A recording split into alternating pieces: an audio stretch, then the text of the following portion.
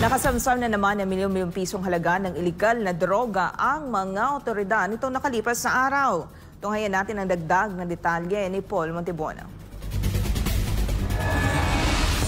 Ang ikinasang buy-bust operation sa Pagadian City ay nagresulta sa pagkakasamsam ng 3.4 na milyong pisong halaga ng hinihinalang ipinagbabawal na droga sa isang mall sa Barangay San Pedro ng naturang lungsod nitong Huwebes, Marso 6, 2025. Tumitimbang ang nasabing illegal na droga ng humigit kumulang 500 gramo. Dalawang hinihinalang tulak ng droga ang naaresto na sina Jesse Damolo Pada, 38 anyos, isang distributor ng school supplies, at Sunny Boy Amronce Fontanilla, 29 anyos, isang laborer. Pawang mga residente ng Maramag, Bukidnon at nahuli matapos umano nilang makipagtransaksyon sa isang undercover operative. Nakuha rin ang iba pang ebidensya tulad ng isang itim na kahon, isang gold tea pack na may markang Guanyenwang, dalawang itim na plastic pack, isang brown na paper bag, budol money na may tunay na 1,000 peso bill sa ibabaw, dalawang cellphone, isang itim na Toyota Fortuner at ilang dokumento ng bank transactions. Samantala, huli rin ang dalawang babaeng sospek sa ikinasang buy-bust operations ng mga tauhan naman ng Philippine Drug Enforcement Agency o PDEA Region 4A, Special Enforcement Team 2 at Philippine National Police sa harap ng isang botika sa kahabaan ng EDSA Balintawak, southbound Barangay Apolonio, Samson, Quezon City. Kinilala ang mga naaresto na sina alias Lay, 34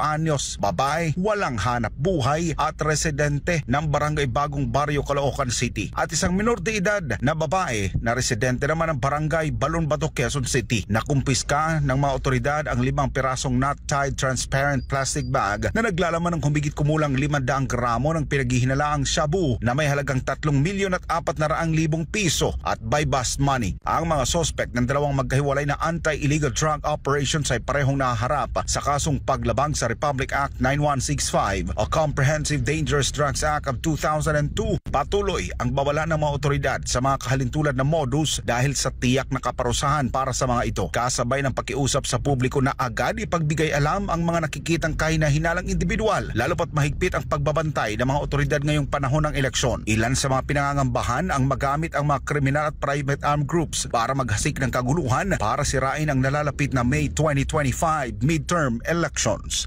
Para sa Diyos at sa Pilipinas kong mahal, nag-uulat Paul Montibon, SMNA News.